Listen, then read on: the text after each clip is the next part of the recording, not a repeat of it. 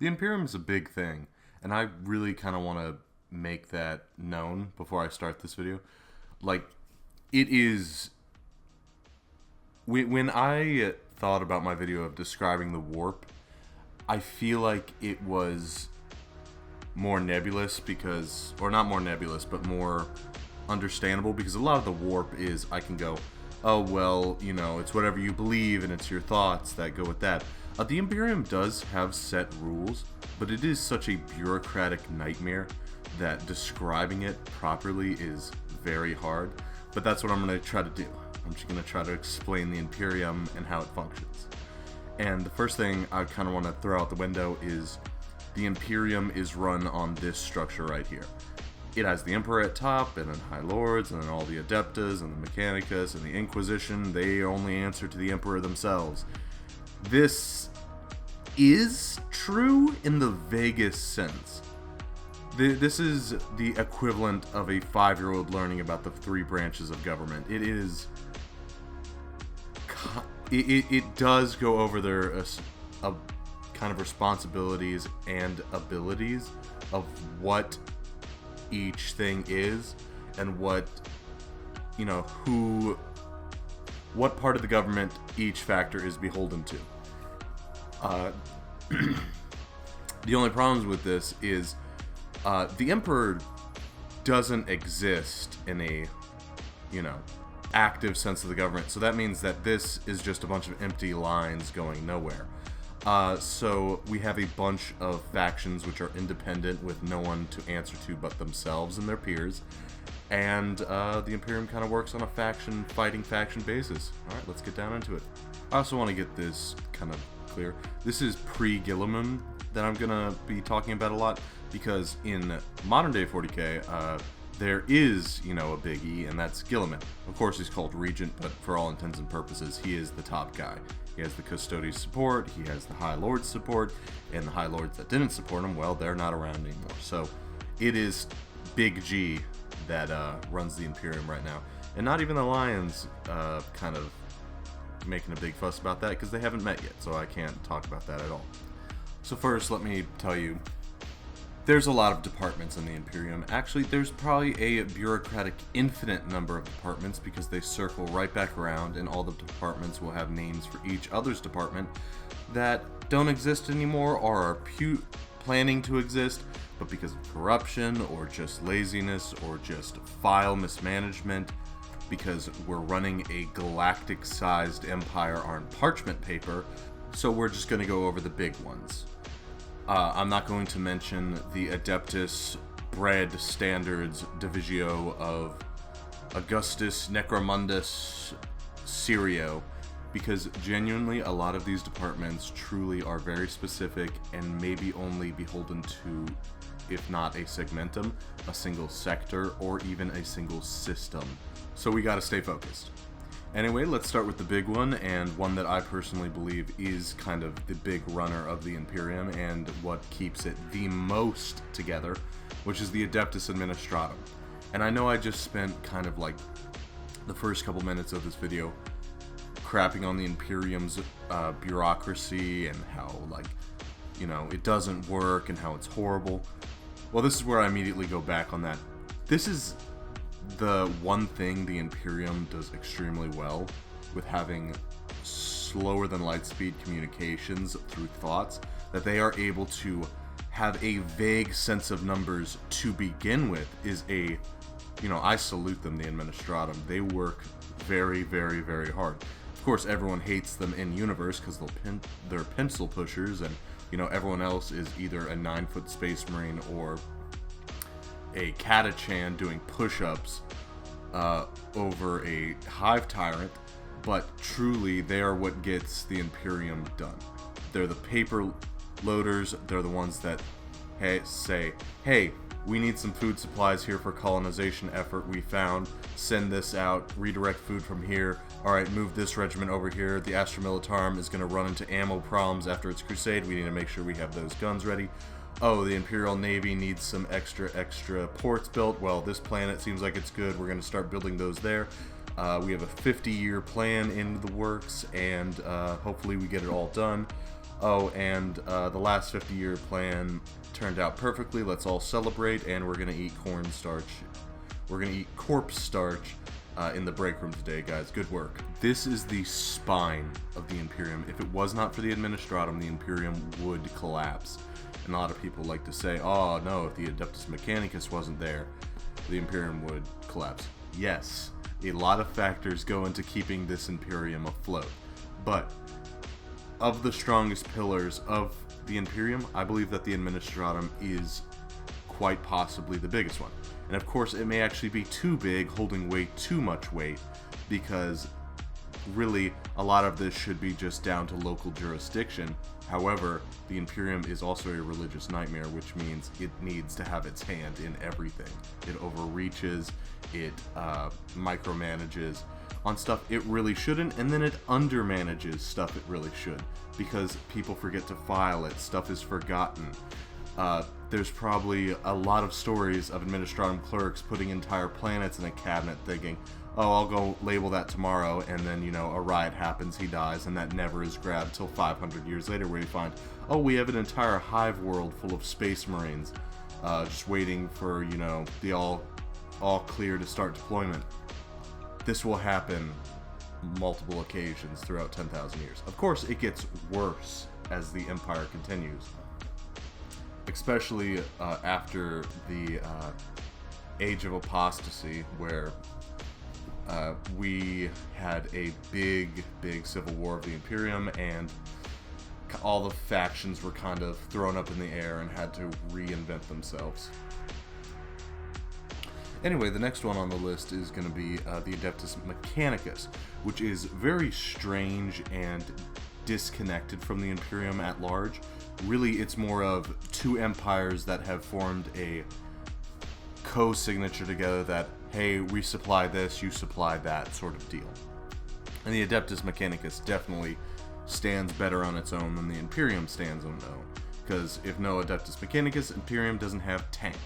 But the Adeptus Mechanicus is also really good at self-governance.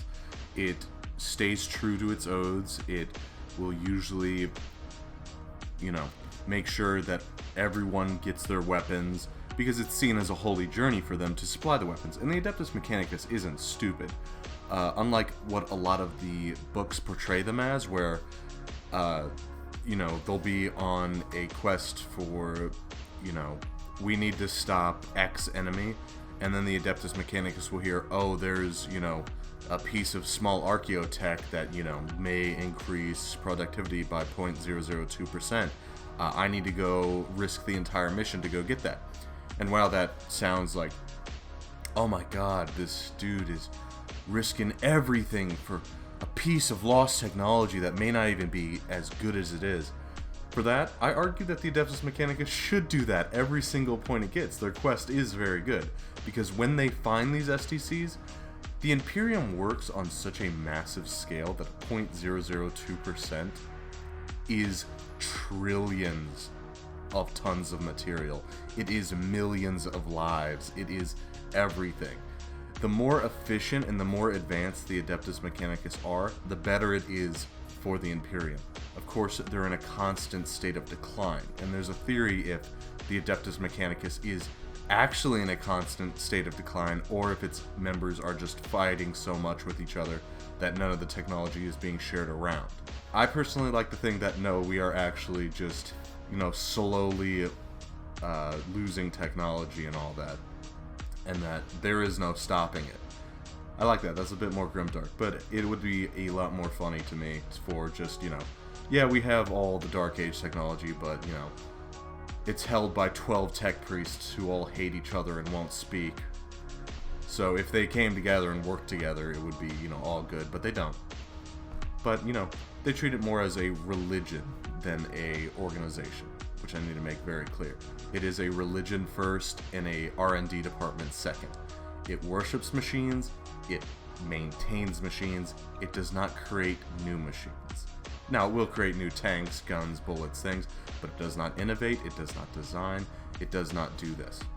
Now, that doesn't mean they won't remodel stuff, where they'll be like, we'll take a lasgun and add, you know, a bump stock to it, or something along that line. But they will not make Lasgun 2, is what I'm saying. They'll just take existing parts and put it together in odd ways and see if it works. And then we just have our, quick little rundown of the military rings of power, which are the Adeptus Astartes, the Adeptus Sororitas, the Astra Militarum, the Imperial Navy. Basically, all these have very similar goals, but they're kept separate for two reasons. One, to stop corruption, and two, the Emperor's Angels and the Adeptus Sororitas do not like being ordered around by mortals, and vice versa. Mortals don't like being ordered around by Space Marines. It actually causes something called Space Marine Dread, or Transhuman Dread, where if humans are around Adeptus Astartes, they feel really weird because there's a version of me, but like 3 times the size, has shown no emotion, and just has this look of anger on his face all the time. So, in forces, they don't really work together that well. They have tried in the past. Adeptus Astartes and Imperial Guard have tried, but the thing is, the Imperial Guard cannot keep up with the speed that the Adeptus Astartes deploy, and the Imperial Guard also doesn't do well with the Adeptus Sororitas, because the Adeptus Sororitas works off faith. So when the Lord General is saying, hold the flank, we need to reposition this force or else we're going to have a whole front collapse, the Adeptus Sororitas will go, no, faith will keep us safe, and then they'll run into combat with the enemy like a bunch of idiots. Now, this will usually work because the faith, works, but the Astra Militarum works off the faith in gunpowder, or firepower, versus the faith in the Emperor, which they still shout a lot, but they just don't work together on that scale. They'll still have combined arms operations where they will, but usually, most of the times, these are independent forces with their independent goals, and that brings them into conflict sometimes, because they will go to their bosses, and their bosses will say, do my orders or die, and usually they look at each other and they're like, well, we both have to do it, and then we have, a situation where Imperial forces are killing each other because neither of them have the sense to back down in any sense and, stop their pride. Then we have the Adeptus Arbitres, who are basically space cops, and they're actually rarer than you would think. They're basically little inquisitions. They'll try to stop heresy where they see it, but they're more for the stopping organized crime across the Imperium, rooting out Imperial corruption, if it's getting in the way of the Imperial tithe. The arbitrators won't really care. Sometimes they will, but really, as long as it's not getting in the way of the tithe, they don't care if an entire planet is, hey, pay me to walk down the stairs. Hey, pay me to walk up the stairs. Hey, you pay me to get out of this parking ticket. Hey, pay me to this. As long as the Imperial tithe is paid, most of the time they're okay. But some of them are very, very anal and will continue to pursue cases for hundreds of years, long past where the person has, passed away. But don't worry, their descendants will be charged. So they're a great use of resources and time for the Imperium. Following up them, we have the Adeptus Assassinorum, which is basically, we have someone which is going to cause a lot of problems. We need to get rid of this person quietly or loudly or send a message, depending on your flavor of assassin. And then they will go and kill that person, most of the time. Sometimes it messes up really bad and we have Vrax. But it is usually going to be the situation where the Adeptus Assassinorum is basically independent, though since it's made up of hard-killing assassins that are very loyal to the Emperor, most of the time they will have enough thought to side with the right people. Also, they've killed the High Lords of Terra on multiple occasions. So, it's very weird to sit 3 feet away from the dude that may kill you in 30 seconds if you're a High Lord. It's really, really strange. But to be fair, everyone on that council kills everyone else, so hey, fair is fair. Then we have our Adeptus Telepathica, which is basically just our wizards, because no one wants to take responsibility for, the Psychers, because if their head explodes, you don't want that on you, because That's just the strangeness of the warp. But the Adeptus Telepathica is taking care of all your psychers, all your stuff, all your, quasi-magical senses. Then we have the Adeptus Custodes, that which, in a governorial sense, they don't do much. They stand in the palace, and basically their word is God, but like the Emperor, they stay silent most of the time and don't do anything.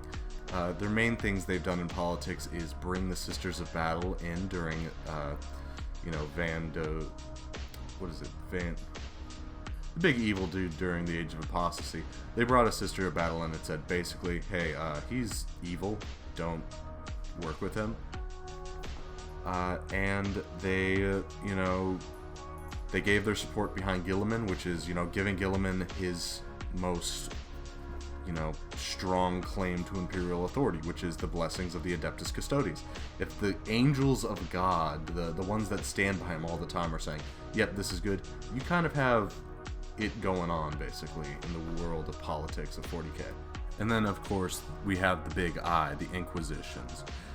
The Inquisition is very strange, as there's a billion different departments, but it's going to be broken up into three main ones, which is going to be Hereticus, Malleus, and what's the third one? Xenos. Basically, the three big things that threaten the Imperium: demons, corruption within, and aliens.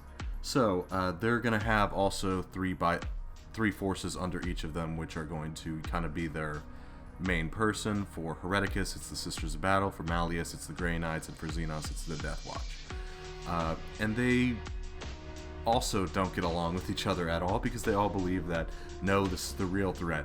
A Xenos Inquisitor arguing with a Malleus Inquisitor about which one is worse, being consumed entirely or being consumed entirely in hellfire.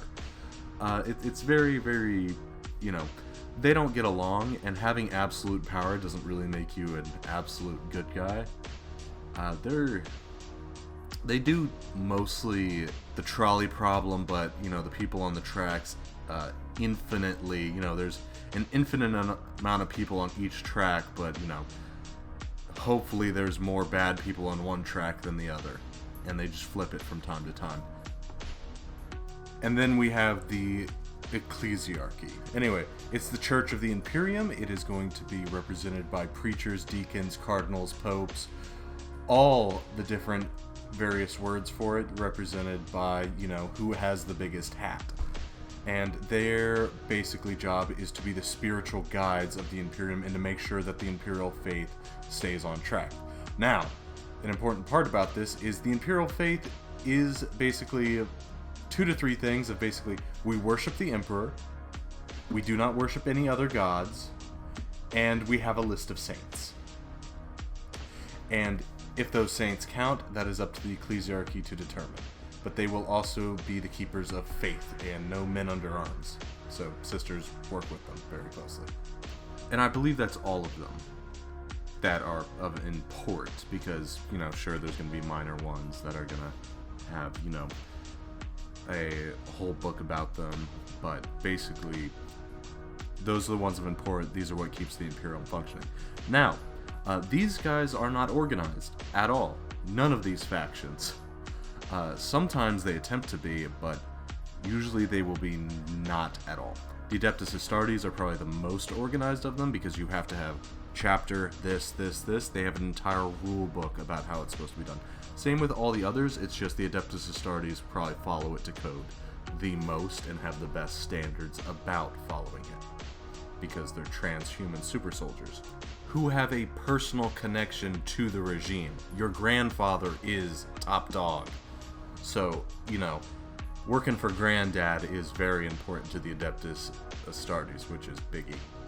But basically, power throughout the Imperium will be dispersed immensely. Centralization in the Imperium is basically a joke. Getting forces to come together is extremely risky to begin with, because we have to defend from Drukhari pirates, we have to defend from Orc pirates, we have to defend from incursions from all the other races, Chaos, Tyranids. Every enemy in the universe is coming after the Imperium, the Tau, everything. So, if you try to build up forces in a certain area, either you're building up for a massive defense, or you are building up for a crusade. And crusades are very rare. That is when the Imperium is at peace for a nanosecond and it's able to redirect its efforts to retaking what's lost. New planets will be conquered, minor xeno species will be eradicated, and the Imperium waxes. Now, when it wanes is when that crusade breaks apart, inner fighting happens, the warlord dies, something of this degree, where there is no longer any imperial cohesion. And the Imperium works on also a glacial pace to begin with, because to order forces to gather from more than just one department, so ordering Adeptus Astartes, Sisters of Battle, Imperial Guard, Imperial Navy assets all together in one spot is unbelievably time-consuming, difficult, and basically impossible. An Inquisitor could order one, but that doesn't mean that this would happen within any, good time frame. Plus, the Inquisition with military matters really is more about preventing disaster within the Imperium than conquering enemies without the Imperium. And then getting the Adeptus Mechanicus to supply all of that with fuel, bombs, bullets, the metal to do it, the dental floss to do it, is a extreme nightmare, because all of these people that don't like each other, for the vast majority, they do not like each other. The Ecclesiarchy views the Adeptus Mechanicus with disdain and basically borderline heretics, while the Mechanicus sees the Imperial Guard as inefficient and weak, and would much rather all turn them into servitor guns. And then for all those factions to work together to one common goal, you either need a very good leader, or you need an extremely common cause. And we have these. These do exist. Imperial warlords do get up to War Master or Imperial Regent, and then they are able to get all these forces to work together of, hey, we're all human here, let's go put our foot up Tao's ass.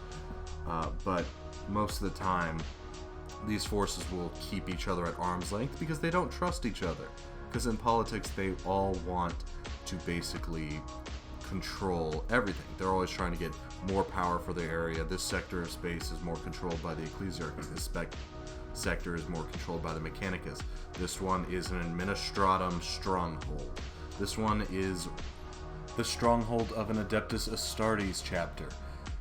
Ultramar is actually an amazing example of an Adeptus Astartes stronghold of power, because when it comes down to it, 500 worlds of our system are ruled by pretty much one chapter. Remember, this is pre-Guilliman, so, Ultramar had been cut down to size to about probably, 10 to 15 worlds? But those worlds were directly linked to the Ultramarines. They looked for governance, for control, for tithes. They were actually exempt from all their tithes. They just had to pay the chapter. And that is something that is also important.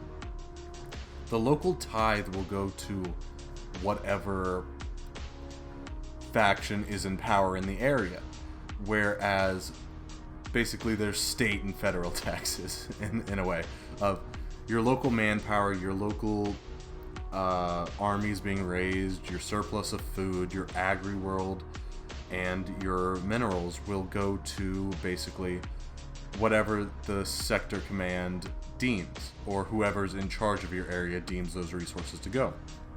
Whereas you have your state taxes, those are going to be your psychers and your basically gene seed that needs to be sent off and get tested to make sure it's all good.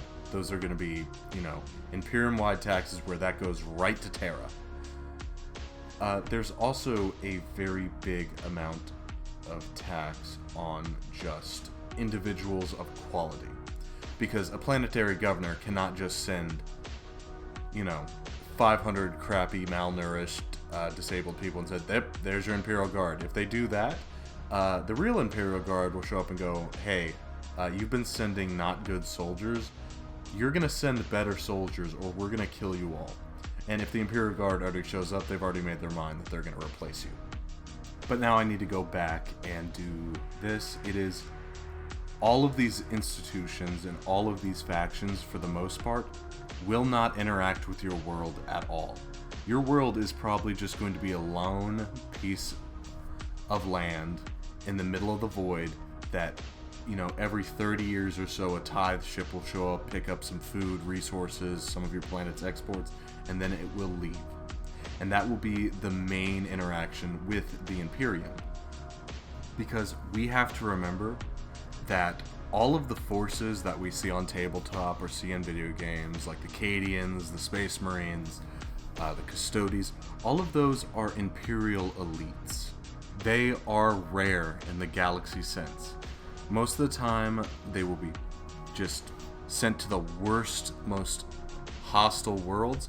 The Imperial Guard is probably going to be the most commonly seen, but Adeptus Astartes, Custodes, Sisters of Battle, all of those are going to be exponentially rarer to see. And if you are seeing one, well, that's because they're needed where you're at, and you should probably go hide. So, for the most part, for most worlds, you will never see your Imperial Guardsmen. You will never see your Adeptus Astartes. Most of the time, it is up to the planetary governors on their own to make sure that their planet is defended, it is stable, it has a stable source of income, it follows the Administratum rules, and it will work with it. And it will... I think there was a scene out of the Ventress books where basically a planetary governor thought the Adeptus Administratum was sending a representative. It turned out later to be an Inquisition agent, so they freaked out. They made sure, hey, we can't get taxes right now. We're having, civil war after civil war after civil war, and the Administratum doesn't care, and the Imperial Governor knows the Administratum doesn't care, so they need to figure out a plan to pay their taxes immediately, or else it's just going to beat itself into a hole, and no one's going to get their taxes anyway. This is actually why so many Imperial worlds are dictatorships and absolute, hellscapes or oligarchies, is because it doesn't matter your government, but your government needs to forcefully and expertly get money and resources out of the world. And if you have a democracy on your world and, it's going, we're missing it a little bit this year, the Administratum doesn't care. The Administratums go, well, then your form of government isn't efficient enough for getting these quotas met, and we need a dictator. And they will send an Imperial Guard army to come in and reinstate, basically, Imperial control in their eyes. Something else that they do is they will just send an assassin to kill everyone who's running the government, and whoever replaces them has to know, if we don't get this, we die. And if they really are feeling brazen that day, they'll go, well, if the Imperium's just going to take from us and, we're safe, we never get anything back, they'll declare independence, in which the Inquisition will show up, the Adeptus Astartes will show up, Imperial Guard armies will show up, and kill 80% of everyone. And then say, do we still like independence? Which then they will go, no, and then it will be given the survivors to a forge world, and they'll pick up, a colony ship from a local hive and say, hey, population, we actually got a brand new world for you guys. You want to come work here? Just make sure you pay your taxes on time, and it will all be good. Now, the inverse is also true, where a planet will declare independence and the Imperium will do nothing, because that's what it usually does. However, it will do something eventually, and that's something we need to know about the Imperium. The Imperium is not a ever-changing form of government. The Imperium is eternal, and they mean it in a lot of ways.